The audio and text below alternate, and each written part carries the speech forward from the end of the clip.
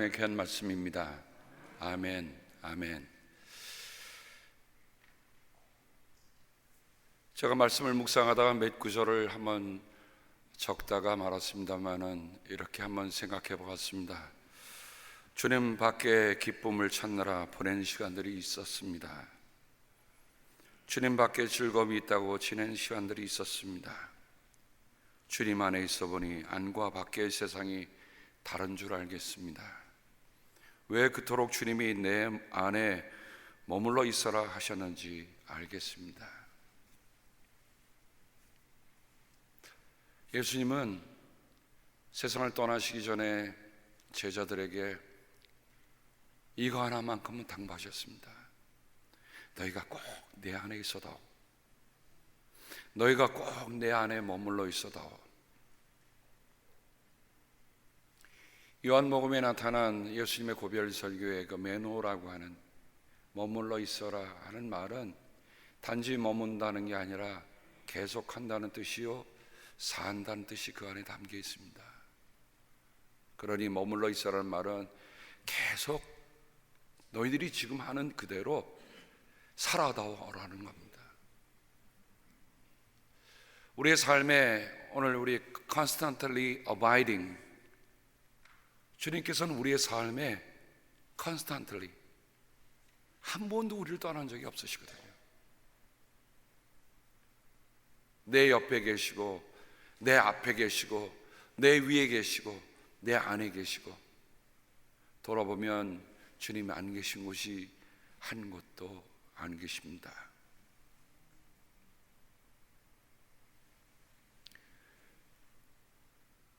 바울이 지금은 감옥에 갇혀 있습니다. 복음을 전하다가 감옥에 갇힌 겁니다. 앞으로 어떤 일이 어떻게 벌어질지는 알 수 없습니다만은 바울의 마음 깊은 곳에는 빌립보 성도들이 에바브로디를 통해서 보내온 그 따뜻한 마음을 받으면서 편지를 보내면서, 그 편의 편지를 보내면서 이렇게 얘기합니다. 항상 기뻐하십시오. 주님 안에서 항상 기뻐하십시오. 그 말은 바울 자신의 삶이 그러했다는 것을 우리에게 얘기해 줍니다. 항상 기뻐하라. 주님 안에서. 그러니까 주님 안에서라는 이 말과 항상 기뻐한다는 말을 우리는 마음속에 새게 됩니다. 왜냐하면 그게 바울이 옥중에 갇혀 있으면서 자신이 지금까지 선교여행을 하면서 정말 힘들고 어려운 그 고비고비를 넘겨오면서도 그가 우뚝 솟을 수 있었던 그의 신앙의 비결, 삶의 비결이 뭐였냐? 기뻐했다는 거예요.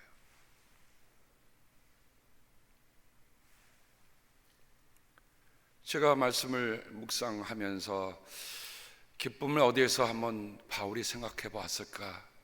한번 그렇게 생각해 봤어요. 바울도 느닷없이 어느 날 뚝딱 난 무조건 기뻐하겠다 한 게 아니에요.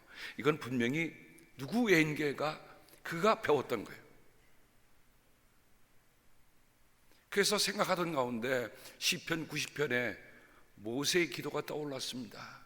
그래, 하나님의 사람 모세는 시편 150편 가운데 딱 한 편 남아있는 90편 사권을 시작하는 그 첫 번째 시에 모세 기도라고 되어 있는데 그 구절 가운데 거의 끝부분에 시편 90편 14절에 모세는 이렇게 기도합니다.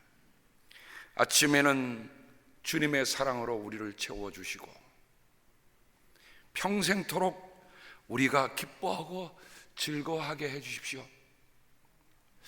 역시 하나님의 사람의 이 기도는 달라도 다르더라고요. 아침에는 주님의 사랑으로 우리를 채워달라요.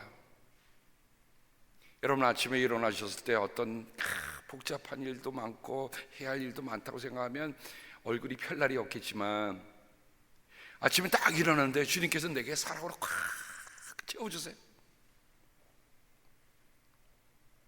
사람의 문제가 왜 있느냐 생각해 봤더니요, 결국 문제는 하나로 집약이 되더라고요. 뭐죠? 사랑받지 못하고 있다. 이러면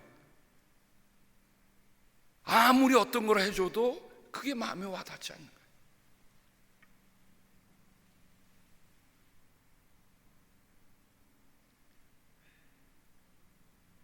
사랑받고 있다.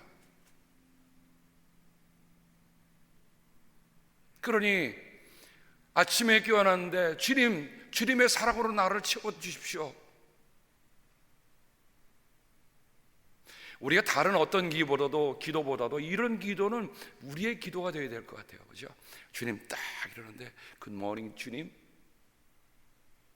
그때는 주님이 이러신 거예요. I love you. 그럼 여러분 뭐라고 하시면 됩니까? I love you too.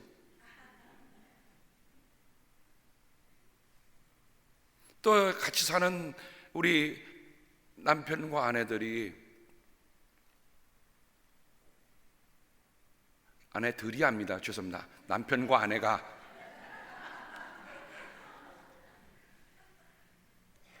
서로 보면서 I love you, honey. 그럼 여러분 뭐라고 대답합니까? 아이, 웬 닭살이야.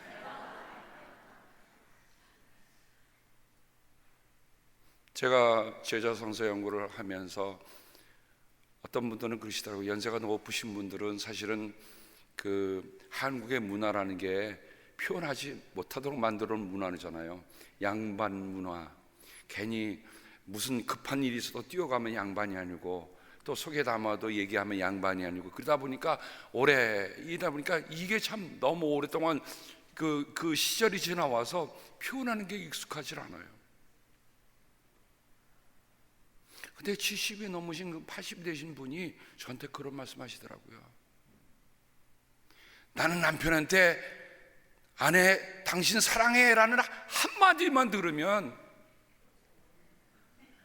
평생 소원이 없겠다고.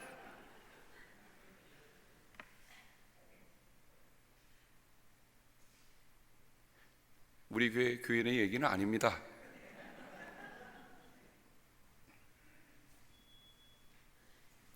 주님의 사랑으로 우리를 채워주시고, 그죠? 하나님의 사랑을 내가 받고 있다 그러면 다른 사람들에게도 그 사랑을 내가 전해줄 수밖에 없어요. 그죠? 넘치죠, 사랑이. 하나님의 사랑이 내 넘치니까. 그래서 주일날로 보면 저는 우리 다 성도님 보면 그렇게 기분이 좋아요. 오시는데 얼굴이 바짝바짝 빛이 나세요. 인사를 나눕니다. 그러면 그분들이 저를 더 사랑하시는 것 같아요. 평생토록 우리가 기뻐하고 즐거워하게 해주십시오. 여러분, 모세가 광야 40년을 지나오지만 실은 생각해보세요. 40년, 초반 40년 에집트의 왕궁에 살 때 기뻤을까? 아니에요. 늘 마음에 불안했을 거예요. 왜냐면 내가 히브리인이다 하는 것은 벗을 수가 없잖아요. 그리고 살인자가 되어서 40년간 미디안 광야에 살았으니 그 왕자에서 이제는 몰락한 양똥치고 양 돌보는 목자가 돼서 살아야 되니 그 삶이 얼마나 고단했겠어요. 아니요, 그건 그래도 괜찮았어요. 왜냐면 양들이 한번 목자에게 욕한 적이 있어요? 양들이 한번 대든 적이 있습니까? 어떻게 보면 모세에서 제일 편했던 시절은 양 키우던 시절입니다. 딱 40년. 에이, 내 인생이 이렇게 그냥 양 키우다가 양한테 뭐 말 안 들으면 너 왜 말 안 들어? 그럼 양이요 쓱 쳐다보다가 목 쏙 집어넣고 아무 대꾸도 못 하거든, 양은. 근데 하나님의 부르심을 받고 80에 이스라엘 백성들을 에집트에서 광야로 끊어내는데, 여러분, 모세 지도자 할 만 나겠습니까? 안 나겠습니까? 여러분 같으면 나 모세 하겠다 하는 분만 손 들어보세요. 아무도 없으신 거 보니까 저도 그렇게는 못할 것 같아요. 심지어는 말이에요, 돌로 쳐서 죽이려고까지 합니다. 하나님의 그 놀라운 기적을 보여주고 하나님의 함께 하심에도 보여줌에도 불구하고 백성들은요, 마음이 어때요? 다 내 마음에 안 들면 다 적이야. 내 마음에 안 들면 다 죽일 놈이야. 그 모세는 언제든지 언제 어떻게 될지 모르는 그런 사름 걷는 듯한 사막에 무슨 얼음이 내리겠습니까마는 사막을 걷는 듯한 그 걸음으로 40년을 지나왔어요. 그것도 마지막에 어떻게 해요? 너는 여기까지다. 비그스가산 봉우리에서 하나님 자 보시면 이게 내가 약속한 땅이다 보는데 그런 정작 들어갈 수 없어. 여기까지야. 그러니 모세가 이 한편 남긴 시에 평생도록 우리가 기뻐하고 즐거워해 주십시오라고 한 말은 모세가 살아왔던 그 인생을 아주 깊이 반영하는 시다. 저는 그렇게 고백하게 됩니다. 한순간의 기쁨, 한순간의 즐거움이 아니라 평생의 기쁨, 평생의 즐거움을 누리게 해주십시오. 이왕 우리가 시편 90편 14절의 말씀 모세의 기도를 들었으니 저와 여러분에게 하나님께서 이런 은총을 내리시기를 주님의 이름으로 축복합니다. 평생토록 기쁨과 즐거움을 누리게 해주십시오. 그런데 문제가 있어요. 우리가 살아가면서 정말 평생토록 기쁨과 즐거움만 우리의 삶에 부딪힙니까? 아니라는 거예요.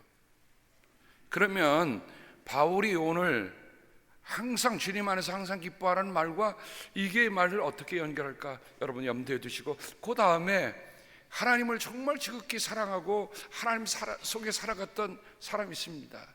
모세 다음에 다윗입니다. 다윗의 찬송인 시편 16편 8절부터 11절에 보면 히브리어에 이 기뻐하다는 말은 여러 다른 형태의 단어가 많습니다.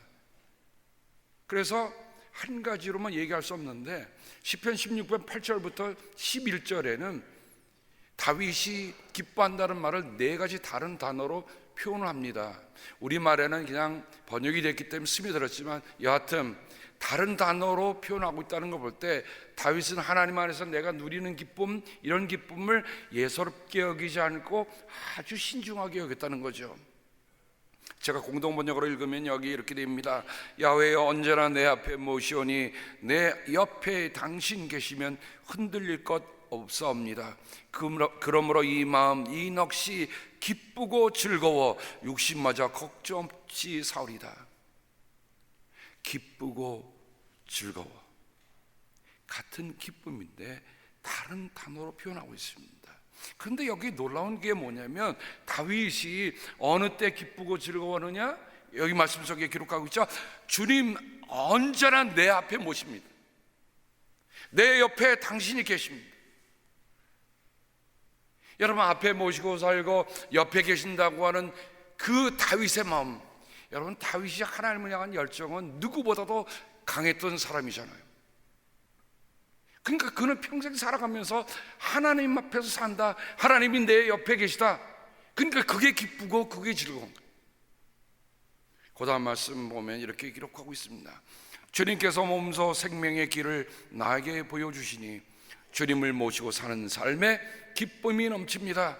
주님께서 내 오른쪽에 계시니 이 큰 즐거움이 영원토록 이어질 것입니다.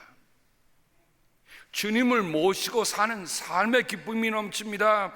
주님께서 내 오른쪽에 계시니 이 큰 즐거움이 영원토록 이어질 것이다. 그러니 모세나 다윗의 기도를 보면 그들은 어떤 외적인 조건 속에서 주어지는 기쁨이 아닌 것을 우리에게 분명히 얘기해 줍니다. 어떻게 해요? 하나님이 내 안에 계시니까, 하나님 내 옆에 계시니까. 우리 한번 솔직히 우리 삶을만 보십시다. 정말 하나님이 내 안에 계시고 내 앞에 모시고 내 옆에 계시니까 난 즐겁습니다. 내 기쁩니다. 이게 실은 우리의 일생을 좌우해야 할 기쁨입니다. 주님을 내 앞에 모시지 않으니, 주님이 내 옆에 계신다는 것을 모르니 세상에 어떤 것을 준들 그 마음이 기쁘겠느냐 말입니다. 근데 뒤집어 말씀해 보면 반대예요. 아무것도 없어요. 무화과 나무 잎이 마르고 포도나무의 열매가 그치고, 그렇죠? 논밭에 곡식이 없고 외양간에 송아지가 없어도 난 여호와로 인하여 기뻐하리다. 저는 그 찬양을 우리 어린아이 그 주일학교 때 어린아이들에게 정말 기타 치면서 많이 가르쳤어요. 무화과 나무 잎이 마르고 포도 열매가 없으며, 그 아이들이요 뭘 알겠어요. 그냥 이게 꼭 자자자자 하는데, 여러분 그 아이들이 그 찬송을 부르는 그 평생의 그 찬송을 아이들이 기억하며 살기를 바라는 마음으로 저는 가르쳤습니다. 그 어린아이들이 크니까 제 조카들처럼 목사도 되고 신학교도 나고 하나님의 길을 가고 있다는 게 얼마나 기쁜지요. 어린아이 때에 그런 말씀을 들으니 나는 주님을 내 앞에 모시는 것이 세상의 어떤 그 기쁨보다 더 기쁘다. 저희 교회는 참 축복받은 교회입니다. 왜 그런지 아시죠? 저는 든든한 기도의 후원자들이 많습니다. 특별히 평생을 목회하시는 우리 목사님들, 오늘도 우리 또 목사님 한 분 더 오셨습니다. 목사님 고맙습니다.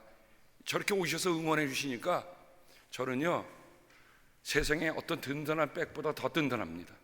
세상에 생각해보세요. 목사님이 7, 8, 10가정 정도가 저를 위해서 매일같이 기도해 주신다. 이런 축복받은 목사가 있으면 나와보라고 해보십시오. 근데 여러분 생각해보세요. 그 목사님이 저만 위해서 기도하시겠습니까? 여러분 만날 때마다 여러분을 위해 기도하시고 저도 여러분을 위해서 기도하는데, 정말 여러분 축복받은 성도라는 그 기쁨 속에 여러분이 살아가시길 바랍니다. 왜 우리가 이런 기쁨을 놓쳐야 합니까? 놓칠 수가 없잖아요.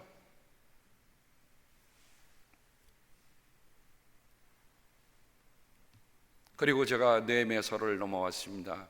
왜냐하면 느헤미야서는 여러분이 잘 알듯이 이스라엘들이 포로로 잡혀갔다가 포로 잡혀가는데 도중에 그들이 풀려나와서 이제 고향으로 돌아와 예루살렘에 허물어진 성벽을 세우고 성전을 재건하는 그런 스토리가 느헤미야서에 있는데, 특별히 느헤미야 8장에 보면 성전을 재건하고 이제 성벽을 다 했는데, 재건하고 났는데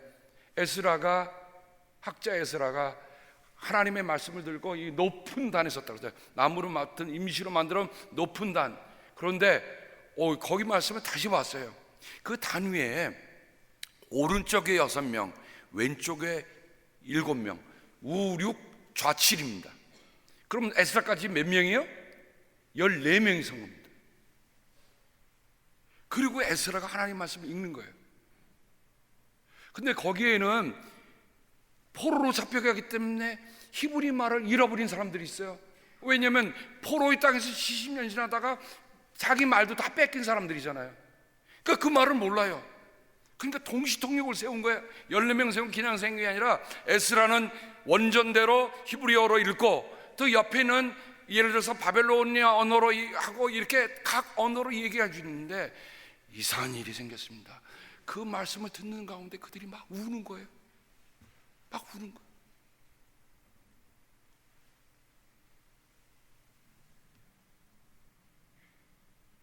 하나님의 백성으로서 하나님처럼 하나님의 뜻을 따라 살지 못한 우리들의 잘못과 또 하나님의 말씀을 이제는 내가 생생히 듣고 정말 주님을 내 앞에 모신다는 그 기쁨으로 하나님의 말씀을 들으니 그들의 마음이 뜨거웠던 거예요. 여태까지 들어보지 못했던 하나님의 말씀을 그들이 들으니 그 자체가 감격이었던 거예요. 우리는 자유롭게 하나님의 말씀을 듣고, 여러분 손 하나만 틀면 설교를 수십 개 수백 개로도 들을 수 있지만, 여러분 이들은 그렇지 못했습니다. 근데 그 하나님의 말씀을 듣는 순간 그들은 정말 마음속에 감동이 흘러나와서 그냥 울음바다가 된 거예요. 그때 느헤미야가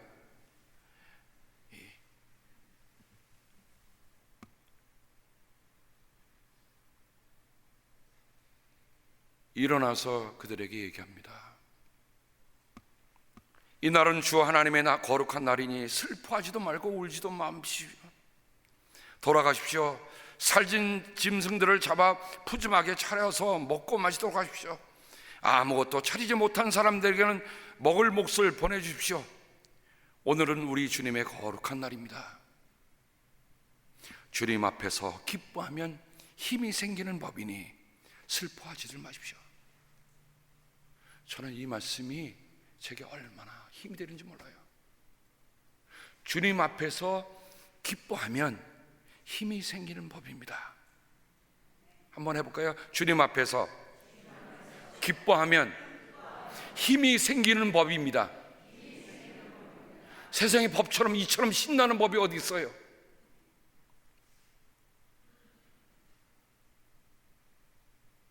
주님을 기뻐하는 거예요. 주님 앞에서 기뻐하면 힘이 생깁니다. 사랑하는 성도 여러분, 살아가면서 여러분 혹시 힘들고 어려운 일 때문에, 때때로는 어떤 관계 때문에, 때때로는 하여간 어떤 일 때문에 그런 힘든 일이 생기십니까? 우리가 주님의 나라에 와서 주님 앞에서 기뻐하고 오십시오. 찬송할 때도 내 속 가장 기쁜 곳에서, 저는 우리 김석수 장로님이 찬양 같이 하는데 또 김석수 장로님이 명태언어잖아요. 그래서 제가 그 찬양을 들으면서 제가 또 멜로디를 부릅니다. 앞으로 저기 2분 정도 더 했으면 좋겠어요. 4분 정도 콜텍스로 그 찬송 부르면서 저는 그렇게 신이 날 수가 없어요. 그렇게 좋을 수가 없어요. 뭐 세상에 이런 말도 있대요. 이보다 더 좋을 수는 없다. 저는 찬송 부르는 게요, 이보다 더 좋을 수는 없다. 전 찬송 부르면 이보다 더 좋을 수는 없어요. 찬송 하루 종일 안 해도 할 수 있습니다. 찬송이 뭐예요? 하나님 앞에 내가 기뻐하는 거 아니에요? 그러면 뭐가 생겨요? 힘이 생깁니다.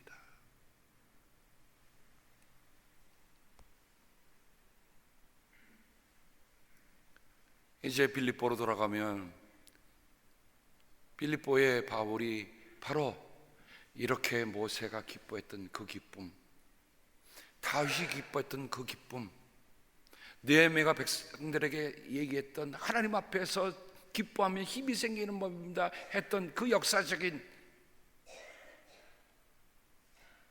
그 증거들을 바울은 옥중에서 자기 몸에 새기고 또 새기고, 생각하고 또 생각하고 또 생각하고.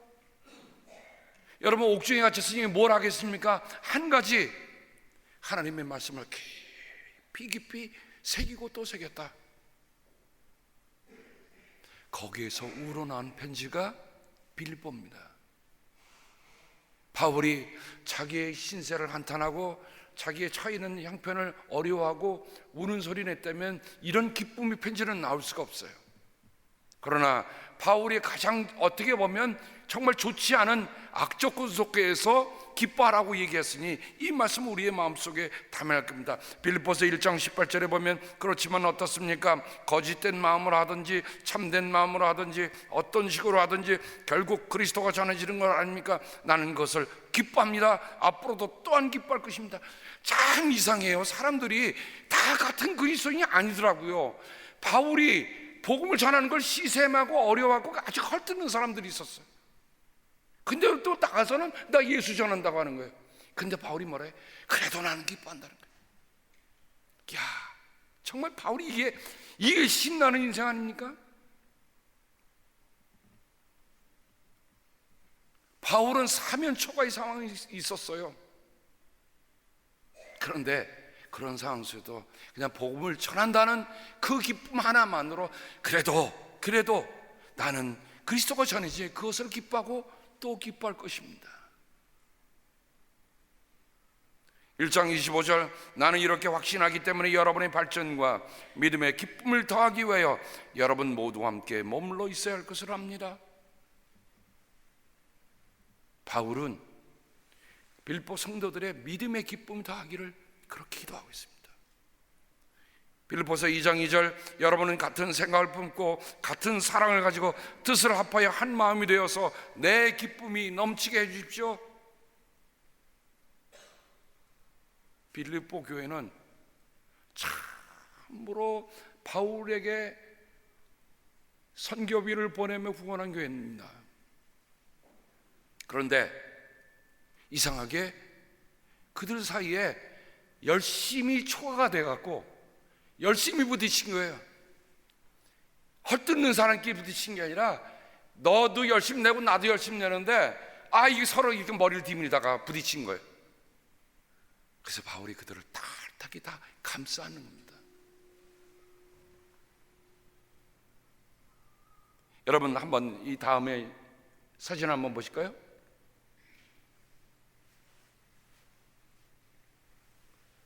제가 before and after라고 했습니다. 지난번에 우리가 몽골 우리 박정찬 감독님이 사진 끄지 마세요. 불 켜세요.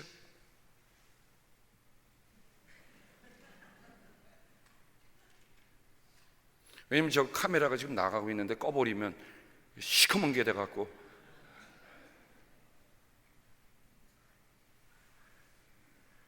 여러분 우리가 몽골에 대한 선교를 하게 된 동기가 뭡니까? 네, 몽골이 연합감리교 한인들에게 지정된 선교구다. 근데 10년 전에 저 러시아 막사를 대지를 구입했는데 10년 동안 아무도 손을 대지 않은 겁니다. 그래서 저 두 막사가 여러분 얼마나 들어가는지 밖에서 보이지 않을 정도예요. 오른쪽 하나 있죠? 두 동이 있습니다. 들어갔더니 군대 막사입니다. 들어갔더니요 먼지가 푸석푸석하고 아마 거기에서 아주 영화 중에 제일 재미없는 영화 찍으면 딱 맞을 그런 곳입니다. 허물어져가고 폐가. 근데 연합감리교 우리 한인 감독님이 편지를 보냈습니다. 올해 연말까지 저기를 재개발하지 않으면 시에서 저거를 환수해 간다고 그래요. 아직도 몽골은 땅을 자기네가 정부가 환수해 갈 수 있는 그 권한이 있는 모양입니다. 그래서 지금 시가로는 100만 불 정도 합니다. 근데 넘어가면 우리가 다 하는데 선교의 울란바토르의 가장 가까운 곳에 있는 선교 기지인데 이걸 어떻게 하겠습니까? 그래서 저희가 가봤더니요 정말 들어갔던 분이 빨리 나오라고. 그 다음 사진 보죠. 좀 가까이 있는 요게 러시안 막사 B동입니다. 오른쪽에 있고 왼쪽에 있고. 그 다음 보죠. 그 B동이 철거됐습니다. 그리고 이런 철제 빔들이 올라갔습니다. 왜냐면 거기에 카이로스 커뮤니티 센터라고 해갖고 겨울에도 여러분 몽골의 겨울은 엄청나게 춥다고 그래요. 생각을 넘을 정도로. 그러니까 사람이 운동할 수도 없고 아이들이 갈 데가 없으니까 저기다 큰 체육관을 만들어서 아이들 청소년들이 와서 뛰어놀 수 있도록 만들기 위해서 지금 철제범을 올려놨습니다. 그 다음으로요 이 일이 어떻게 시작됐습니까? 모든 교회에게 편지를 보내는데 지금 한 17만 불 정도가 필요하다고 그러는데 실제 모금된 거는 3만 몇천 불입니다. 그런데 저희 교회 선교부에서 $10,000를 보기로 하셨어요. 사실 그게 저 일을 시작하게 된 마중물이 된 겁니다. 전체가 모인 것 가운데 그리고 그때 가신 10분들 여러분 세계선교부에서 이 동아시아 책임자 김명인 목사가 같이 왔었어요. 또 몽골 선교회 후원회장 안 목사님도 오셨어요. 저희의 정말 10분 우리 장로님들 권사님들 모시고 하니까 이분들이 어쩔 줄을 몰라 하더라고요. 왜냐하면 이분들이 가진 열정, 우리 라구나 희소교회에서 보낸 선교비 10,000불, 저게 취소가 되느냐 세워내는 그 갈림길이 있었는데 저희가 보낸 10,000불의 마중물하고 10분이 마음을 움직였어요. 그래서 3만 여불에다가 우리 세계선교부에서 17만 불 정도를 매칭해서 20만 불 프로젝트로 저게 내년도 9월달에 완공이 됩니다. 여러분 한번 생각해 보세요. 우리가 그때 그 일을 할 때 어땠습니까? 우리는 작지만 하나님은 크시다. 그죠? 우리는 작지만 하나님은 크시다. 여러분, 아무리 작은 믿음이라도 갖고 있으면 그 작은 믿음은 정말 어떤 상황도 변화시키는 큰 힘이 된다고 저는 믿습니다. 바로 이 일의 산 증거가 여기 있습니다. 바로 지난주에 제가 저 사진을 보고, 여러분 보세요. 저기 지금 눈이 막 내려 있잖아요. 더 땅이 얼기 전에 이미 철제 빔을 세운 것이 얼마나 감사한지 모르겠습니다. 사랑하는 성도 여러분들이 기쁨으로 한 일들의 결과가 지금 눈앞에 보이고 있습니다. 모두들 안 되고 다 이제는 끝났다고 했는데 10년 뒤에 그 꺼진 불을 다시 지피는 일에 우리 여러 성도님들이, 우리 모두가 함께 한 마음으로 기쁨을 했기 때문에 저 일이 지금 진행되고 있습니다. 사랑하는 성도 여러분, 우리가 함께 한 마음을 모으면, 열심도 함께 한 마음으로 모으면 어떤 일이 벌어지는가 여러분 지금 눈앞에 펼치잖아요. 그렇죠? 앞으로 우리는 이런 일에 함께 더 한 마음이 되어서 정말 주님의 기쁨이 되고, 또 우리 사랑하는 성도들 사이에 기쁨이 함께 넘쳐서 그것이 제 기쁨이 되기를 주님의 이름으로 당부합니다. 기도하겠습니다. 하나님 아버지, 바울은 오늘 말씀 속에서 아무것도 염려하지 말고 모든 것을 기도와 간구로 너희 아랠 것을 하나님께 아뢰라고 했습니다. 근데 그 아뢰는 마음이 주님 안에서 항상 기뻐하며 기도하기 때문에 이 결과가 달라진다는 걸 바울은 우리에게 얘기해 줍니다. 주님, 이제는 염려보다는 기도하겠습니다. 하나님, 우리 열심히 한 마음으로 모아져서 더 큰 일도 하나님이 이루어 주시는 것들을 우리가 보며 살아가도록 하나님 함께하여 주시옵소서. 예수님의 이름으로 기도드립니다. 아멘.